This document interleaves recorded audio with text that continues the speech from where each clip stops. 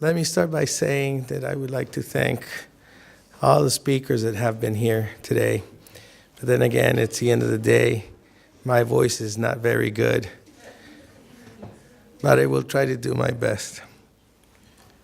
I was asked by Mark Donfried and the ICD, someone who I am very grateful, and we have a very good relationship with him, asked me to come here, and I said immediately, just tell me what time and what day I'm supposed to be there. So here I am. Thank you.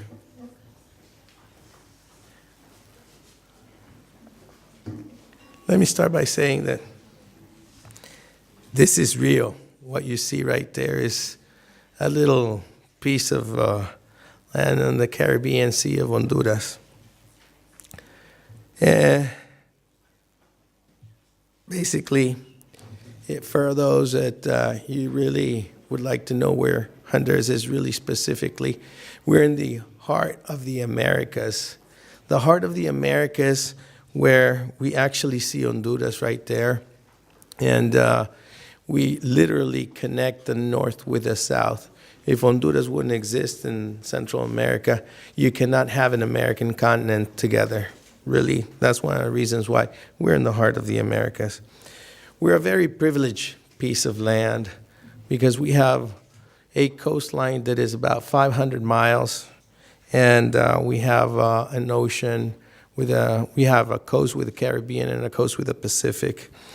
We have 40% of our land is underwater, really. We have lots of rivers, lots of lagoons, a lake, and 40% of the territory of Honduras, which is a total of 112,492 square kilometers, literally 40% of that land is underwater. It's amazing, but people know very few facts about Honduras. So we have one of the most important coral reefs in the whole wide world, the most important in the Western Hemisphere, and the second most beautiful coral reef in the whole wide world. The first one is Australia. Quick facts. I already told you that the fact that Honduras is 112,492 square kilometers. We have two languages officially. One is Spanish and the other one is English on the Caribbean island of Roatan, Utila, and Guanaja. In addition to that, we have yearly medium range of temperature of 80 degrees Fahrenheit. What's that? About 28, 33 centigrades. And we have 4 international airports working on a 5th right now, which, by the way, it's being constructed in conjunction with a German company called Flughafen München. So soon to be 5 international airports. We have a great connectivity by having Puerto Cortés, a very important port, one of the most important ports in Central America, actually. And between Puerto Cortés in the south, we have another port in the south, and we have like the dry channel between the Caribbean and the Pacific. We also have the Port of Roatan, Banana Coast Port, and the Mahogany Port Bay.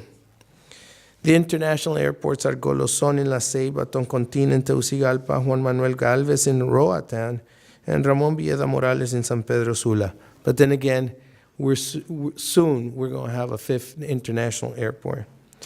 The national airports, Tela Airstrip, Celaque Airstrip, and Rio Amarillo Airstrip. We have our country connected by air. We may not be connected entirely by land, by roads or train, but rather we are interconnected by air. What is there to offer? Obviously, the Bay Islands, what I told you before, one of the most beautiful coral reefs in the whole wide world. Right now, we have approximately 500 miles of beaches between the Caribbean and the Pacific. The most important islands in the Caribbean for us are Roatan, Utila, and Guanaja, like I told you. We have a great international segment of the population of tourism that is traveling through the boats and as well as air. The Bay Islands are an ideal destination of white sand beaches and invite travelers to sunbathe and enjoy. Honduras is also the Gulf of Fonseca in the South Pacific coast, and between the two oceans, a wealth of rivers, waterways, and lakes where the visitor can find whitewater rafting and kayaking opportunities. Really, come to sunbathe in Roatan and one of the beaches that we have. We can be found in the news in most of the important sites of news, such as CNN, Forbes, Travel and Leisure, as well as others. Basically, if you see those stats, don't tell the ambassadors of Guatemala, Belize, El Salvador, Nicaragua, and Panama that I showed you this, because in reality, we're the only country that has everything complete, which is archaeology, living culture, beaches, diving, nature, colonial sites. We have a great infrastructure of roads, and we are expanding by leaps and bounds, not only in the capital, but also in the south, in the center, in the north. And we are very proud of what we're doing. Before, in order to reach the south, the Pacific side from the Caribbean side, it would probably take about 7 hours. Now you can easily reach one side to the other in less than 5 hours. Building a great super road, which is basically like a dry channel, not like the Panama Canal by water, but we have a super road that is being constructed. We also have other attractions in Honduras, such as a botanical garden, attractive natural landscapes, coral reefs around the bay provide activities year-round inspired of climate changes, diving, deep sea, wrecks, sharks, snorkeling. We have dolphins as well. Excellent diving sites, highly ranked worldwide, golf courses, canopy tours, and dolphin camp programs for kids. Really, Honduras counts with one of the healthiest in Mesoamerica coral reefs. Otherwise, when you go to other countries, they're basically have been exploited a little bit much.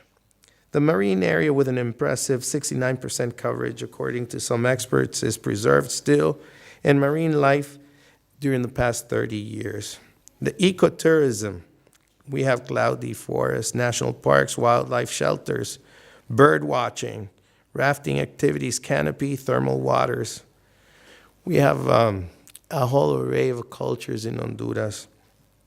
Honduras counts with the presence of 7 ethnic groups of indigenous origins, Black and Caucasian, located across the country and well-versed in their own dialects. Their authentic traces and multicultural diversity is to be appreciated, as well as their customs, traditions, and music and art. Thank you very much. I hope that this end of the day will give you a better perspective as to where you can take your next vacation. I'm talking about Honduras.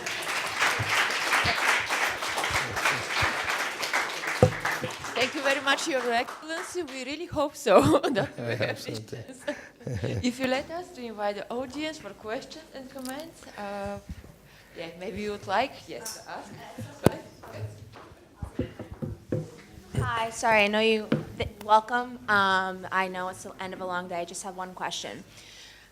Hello. You mentioned your beautiful reefs. Now, in order to, do you have any legislation to protect the reef so it doesn't die out like the Great Barrier Reef in Australia? As a matter of fact, yes, we do. Okay. Under the United Nations umbrella, we do have that. As a matter of fact, we have a sanctuary for sharks, dolphins, and other marine life, including our coral reef. Okay, thank you. And where are you from? I'm from North America, U.S. Okay. Where about? New York. You're a New Yorker. There's a Yes, I have. direct flight between New York and the Bay Islands, as well as Atlanta and the Bay Islands. So for you, it should be easy to go there. I love Latin America, so yeah, now Honduras is on my list. Thank you.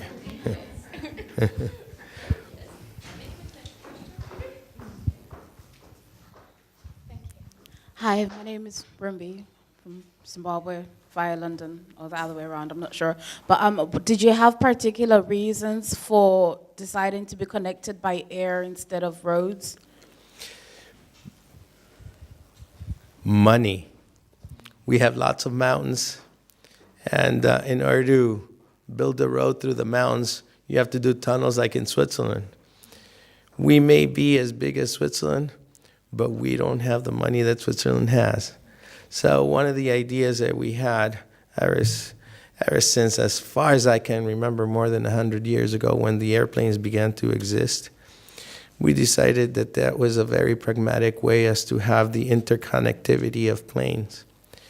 And so some of these areas, such as, I have an anecdote for you. I didn't have it on my mind, but now you've popped it into my head. When I was very small, my father, who's a medical doctor, took me to one of the remote areas in Honduras. You could only get there by boat, walking, horseback riding, and by plane. We went there in the year of 1978. You weren't born, I'm sure of that. But in 1978, we went there. And my father was doing a study of our black people, our black culture, with another medical doctor from Great Britain. And we had to reach this area. The only way that we could do it was by plane, because it would have taken days for us to get there. So we went there on a small plane, monoplane, and we landed on a soccer field. Literally, when we landed on the soccer field, we went from one end of the field to the other end, and the pilot had to turn off the motor because as we were landing, there's a whole bunch of kids from the town that were running behind the plane, so it was very dangerous. But when we got out of the plane, the pilot gets out, my father gets out, another medical doctor gets out, and then I get out. Obviously, I was in the back seat of the plane. When I get out, the children that were malnourished, they were completely malnourished. And that was a shock for me to see something like that. Because as you can see, I eat a lot of hamburgers and hot dogs, so I'm not that skinny. And I was even fatter when I was a kid in 1978. As the tallest one of them all was a little girl, probably 11, 13 at the time. And she was walking towards me. My father was laughing. The mayor of the small town was laughing. The pilot was laughing at me. And I was scared. And as they were getting close to me, I was walking back. As I walked back, I hit the plane. And I started saying, "Papi, Papi, Daddy, Daddy." And then he was laughing. And the small girl, who was the leader of the pack, walked up to me, and I couldn't walk any more backwards because the plane was right behind me. And the little girl grabbed my arm and said, "Que gordo, how fat this boy is." They had never seen a fat boy in their life. So basically, just to tell you a story as to why we do the interconnectivity. We do it by plane mostly, but we're building roads, and hopefully we're going to be building a train ride between the Caribbean and the Pacific side. Thank you. Thank you very much. If you let us one final question, yes. Thank you. Thank you very much. I am Amir from Tunisia. I have just one question. Which kind of business we can make in your beautiful country? Thank you. Well, now we went from tourism to investment promotion. Yalla Habib Alvi.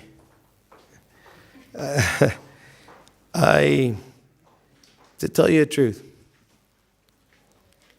it's a very broad question. Let's say, for example, Honduras has, and I'm going to try to be very brief, we have several free trade agreements. We have one with Mexico. We have another one with Peru. We have one with the United States, which is called CAFTA-DR, which is a Central American Free Trade Agreement with the Dominican Republic. It used to be CAFTA-DR, but then they changed it for DR-CAFTA. So they call it Dr. CAFTA, Dominican Republic, DR. We also have the association agreement, which is in the framework of the integration process that we have in Central America. The association agreement with Europe and Central America is 6 member states, which are Guatemala, El Salvador, Honduras, Nicaragua, Costa Rica, and Panama. We are all members of this association agreement with Europe. It's the only association agreement in existence on this planet Earth and at this point in time in history. There's no other agreement between region to region. Now, you're asking me what areas should you come and what investment opportunities there are. Through all these opportunities that we have, or these free trade agreement bridges, we have offers in many areas, such as, did you know that the only producing company in the region of the drywall is in Honduras? The only drywall company that produces drywall in the region is in Honduras. And it's a German company, Knauf. However, they're in competition with the American companies because we see that the American companies have to export those drywalls into Honduras, which makes it a much higher priced product. With the ones that are produced in Honduras, we're able to have quality and we're able to have good things at a cheap price. So, if Knauf is there and Lufthansa is looking towards Honduras by building an air bridge between Germany and Honduras through Panama with Copa Airlines, and we already have Siemens, and we already have BMW, Mercedes-Benz, Volkswagen, Audi, and we have the textiles and apparel business. So we're beginning to build in Honduras automobile components for German cars. We're beginning to have businesses in the telecommunications business. In other words, if it's called call centers. So we have those call centers places in Honduras. And if a company is interested in setting up, they can set up there. Like when you call Microsoft because you have an IT problem, they will probably answer in India. And in our country, we have more than 500 schools that teach in English. So we're a very bilingual country, though the official language is Spanish. And on the islands, we speak English.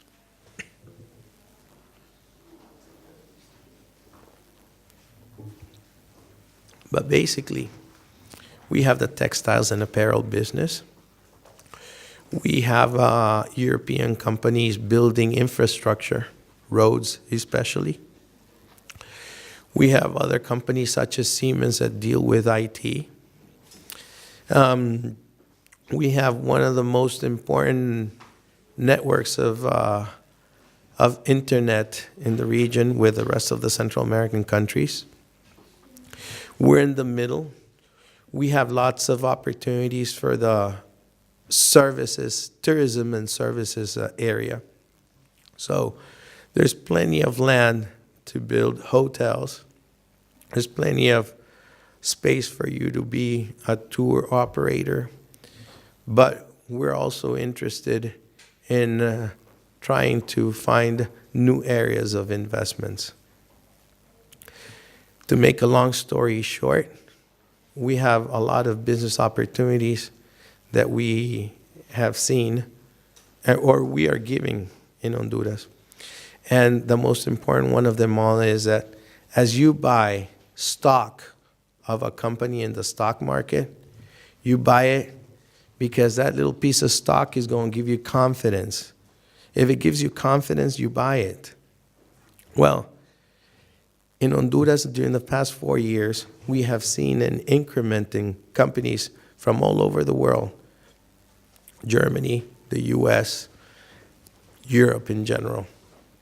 Because we have built so much confidence that the investors look to Honduras as an investment opportunity. Thank you.